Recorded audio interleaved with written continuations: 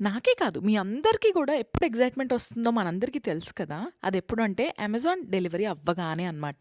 రాగానే ఎంత చిన్నదైనా మోస్ట్ అవైటింగ్‌గా వెయిట్ చేస్తూ ఉంటాం గదా! ఫస్ట్ మనం చెక్ చేసేది ఆ ప్రొడక్ట్ నీట్‌గా వచ్చిందా లేదా అనేది. సెకండ్ దాని ఎక్సైట్‌మెంట్. సరే, నేనేం పెట్టుకున్నాను అంటే ఫేస్ టూల్ గ్వాషా.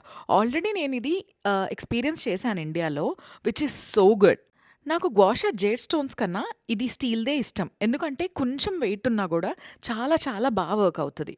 నేను కొన్ని సీరీస్ చేశాను ఇన్‌స్టాగ్రామ్‌లో daily doing gua sha to my face అని. ఎవరైనా చూడకపోతే స్క్రోల్ చేసి చూడండి.